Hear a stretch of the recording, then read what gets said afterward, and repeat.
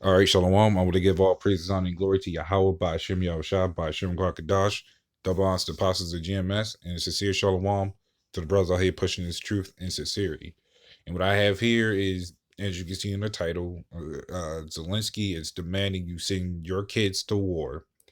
Now, this is going into that whole Ukraine Russia thing, how it's basically just a big ass scam, and it is admitted in this particular video, as I will be going over various parts.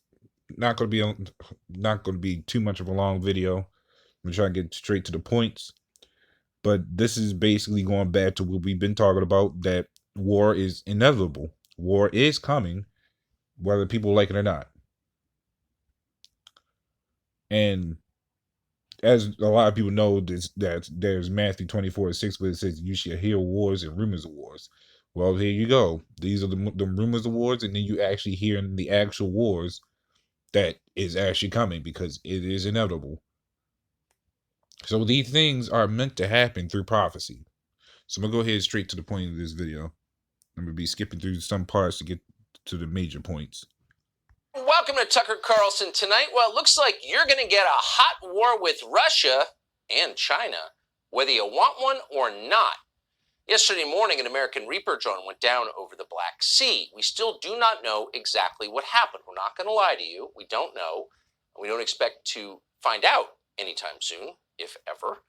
The Biden administration says it knows. It says the unmanned drone was harassed and damaged by 2 Russian fighter jets over international waters. That's all we have. We're going to have to take their word for it. Everybody else seems to be. Lindsey Graham didn't ask many penetrating questions. No, he moved immediately, seized the opportunity to demand that the Pentagon attack the Russian Air Force. Here he is. Well, we should hold them accountable and say that if you ever get near another U.S. set flying in international waters, your airplane would be shot down. What would Ronald Reagan do right now? He would start shooting Russian planes down if they were threatening our assets. What would Ronald Reagan do? Ooh, good question, Senator Graham. Ronald Reagan's 2-term presidency was notable for the fact that he did not declare war on the Russian Air Force, and therefore the United States did not go to war with Russia. And millions of lives were saved. Now, they made this whole thing about, so it's only in these, that's how you know the U.S. is bullies, is that they shoot down China's balloon, and China doesn't make an attack. They just give a small warning, like, hey, stop it, and we'll let everything go. Russia shoots down U.S. balloons. U.S. has a problem. They want to go ahead and bully out everything. But this is all part of fast forwarding the plans. I'm gonna get the scripture after this, but I'm gonna fast forward a little bit. Let's go up to, I want to say, long on the record to Ron DeSantis, to Greg Abbott, Kristi Noem, Vivek Ramaswamy, and others, has turned against the idea of a hot war with Russia. In fact, Ron DeSantis described what is happening in Ukraine as a, quote, territorial dispute that is not even in the top 5 critical national security concerns of the United States. Hardly anybody imagined that Ron DeSantis thought that, but he does, and he's on the record saying so. What does that mean? Well, it means that the Republican presidential nominee, almost no matter who it is, will oppose an open-ended commitment to fund the war in Ukraine in order to fight Russia forever. Now, their position is in fact fully in line with the overwhelming majority of conservative voters, the ones who choose the Republican nominee. But those voters have been utterly disenfranchised for the past year, as Lindsey Graham and the Atlantic magazine and the ghost of Ronald Reagan have been permitted to speak for them in bad faith. But it's not just conservative voters who don't want war with Russia, it's the majority of all voters. And now there are people running for office, in fact, the most powerful office, who agree with voters, as in a democracy. So for the war party in Washington, this is a flat-out disaster. Oh, the people don't want it. We just spent 2 years lecturing you about democracy, but the bulk of the population and the people they're about to run against Joe Biden oppose it. How can you defend democracy and push a war that the population doesn't want? Oh, you can't. So they're panicking. And the response is really interesting. Instead of responding with arguments or reasons, instead of convincing Americans that war with Russia will benefit them in some way, they're just pushing ahead for that war with Russia. They don't care about Ukraine at all. Ukraine means nothing to them. And then he said the key points. It's a property game. And who suffers for it? Of course, the people in general of this war, but then the voters, as he was mentioning, the voters are going to suffer soon enough too, because they're going to start sending you and your children to war.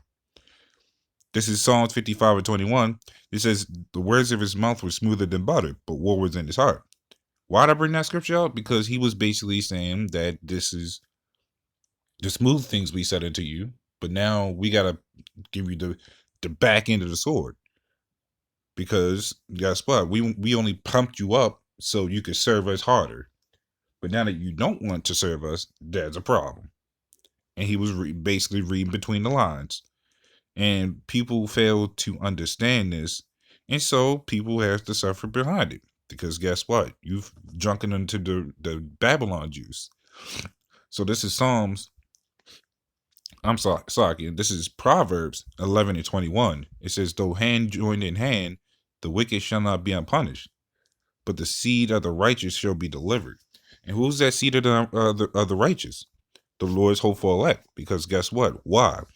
We're the ones out there, and Lord, when I'm of the hopeful elect, and many various sincere brothers, but we're the ones out there telling these people, you're dumb because you believed, and you gave your faith unto this society. Your God is these rats. And of course, these things need to happen because guess what? This is part of the movie. This is part of the script. You had the evil, you got the good, and then you got the sheeple. And then you got the supporters of the good. You got the supporters of the evil. And the evil sends the minions to do their bidding, whether they like it or not. Just like the Lord sends us to do his bidding. And we love it because we're telling the downfall of this place through the Heavenly Father. So let's keep going further in. I want to skip up to, let's say right here. To charitably put it, mixed messages from people in power. For example, here's Mark Milley today explaining that Ukraine is armed to the teeth with American weaponry. 2 weeks ago, the United States released another security assistance package, which included HIMARS, ammunition, artillery, vehicle maintenance, and vehicles. The Ukrainian soldiers wear the blue and yellow of the Ukrainian flag, but the colors of 50 other nations that met today stand beside Ukraine to support the principles of the rules-based international order. Look how afraid that man looks. I almost want to play the tape again. Go back and look at that on the internet. That man is afraid. What's he afraid of? It'd be interesting to know. But what he just told us is we've sent a huge amount of material to Ukraine. Artillery, ammunition, 100 billion. So that would suggest that the Ukrainian military has a lot of equipment. They're well armed. Oh, but no, at the very same time that Mark Milley's telling us that, the Pentagon, just yesterday, informed us that actually Ukraine is running out of munitions. There's reports out there from the battlefield that the Ukrainians are running out of munitions.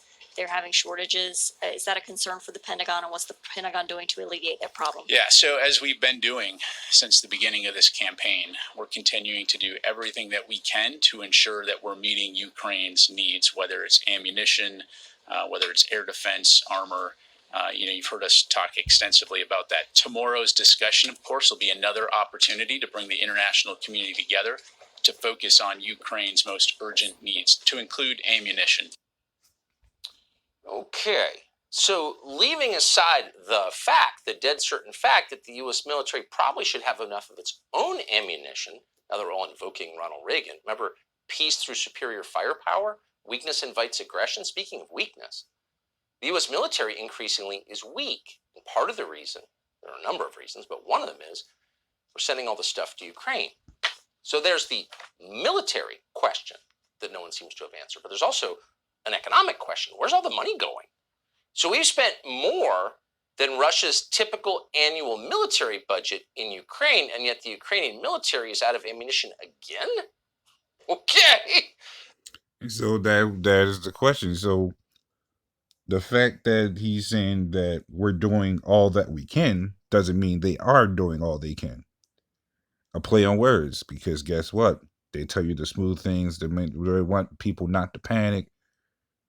The whole time they're like, yeah, we're quote unquote sending things. Not what people advertise, not what the social media tells you, but we're sending something. And this is all a property game because guess what? They make money off of it. They make profit off these wars. That's what they want to do. They want to keep the longevity going because why? Wars make money. Why is that? Because they make profit off of weapons and deaths, lives even. So long as they got the people fighting, so long as they got the commoners fighting, the kings sit back and just stick and drink and get fat. Eat, drink, and get fat and do whatever they want to do. They marry and watch the war goes on.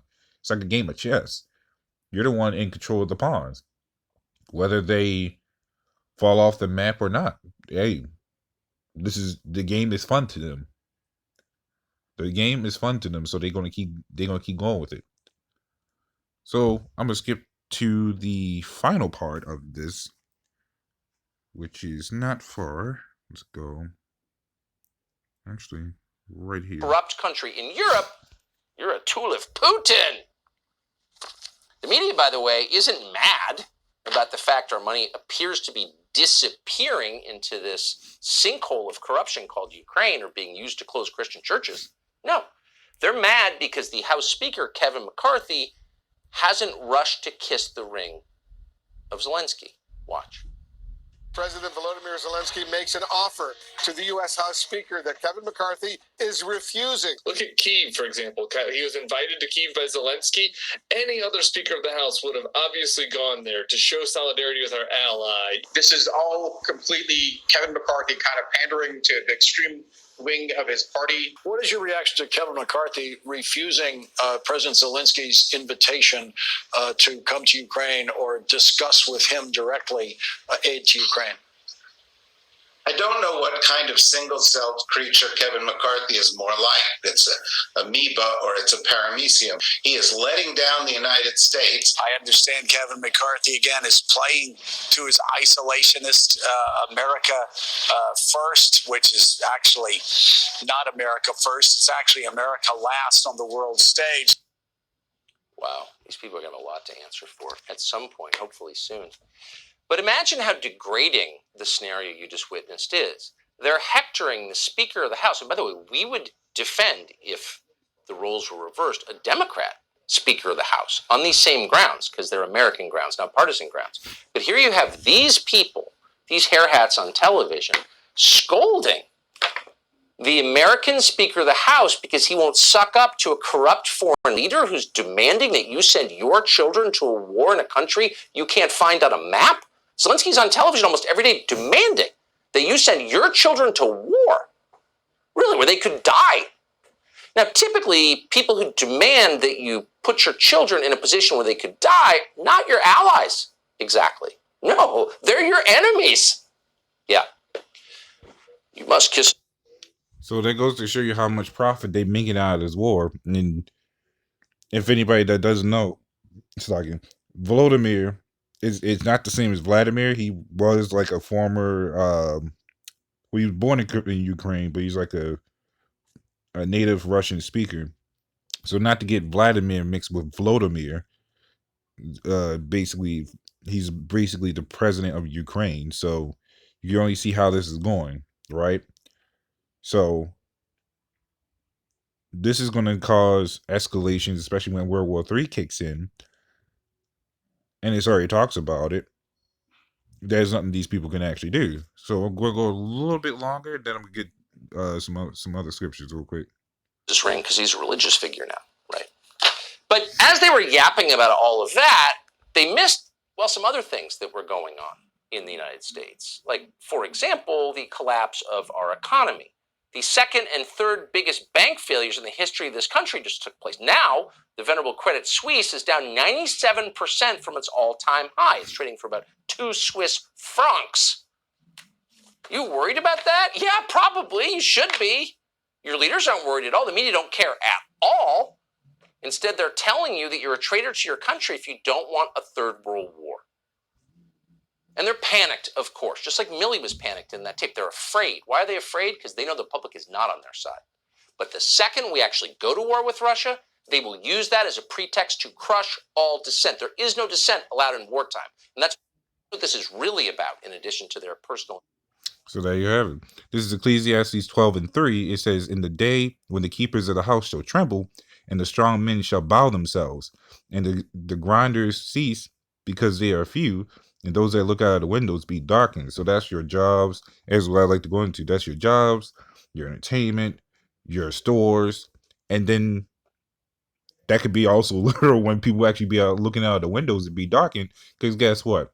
Martial law. Martial law will be in effect, and a lot of people will deny and try to swivel their way out of this. No, people don't understand the times that we're actually hitting into is maybe slow, because all captivities actually gradually starts slowly falling, and people don't understand that until it actually hits them on the head when the shit actually hits the fan, right? Well, that's just not going to end there. You're going to start seeing a lot of killings, a lot of suicides, and all sorts of stuff. And people will understand it. But it won't just be a war on Ukraine or Russia or China. It'll be a civil, or more like a civilian war. Because guess what? War, martial law. People are going to start trying to, quote unquote, rise up, and they're going to start getting shot down and all sorts of other things. You see it in the movies. You see how they set up concentration camps or district area restrictions where every armed police or militaries on every goddamn block, right? So this is Revelations 11:8. It says, "And their dead bodies shall lie in the streets of the great city, which spiritually is called Sodom and Egypt." So there you that's where there you have it. Because guess what? You're gonna actually, and that's talking about the people just being unaware and just so caught up in technology to even care about things like this, basically be kept unaware. But this also goes actually quite literally as well, where you will start seeing dead bodies piling up on the streets, and they'll use it as a reminder as, hey, we actually are in control, whether you like it or not. You can make you can have your little guns or pea shooters and your makeshift grenades, but we got the real thing. What does these people want to do against the tank?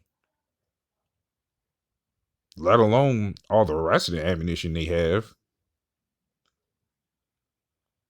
So be prepared for stuff like this. But that's pretty much all I have in going into this. So Lord willing, this edifying with that, shalom.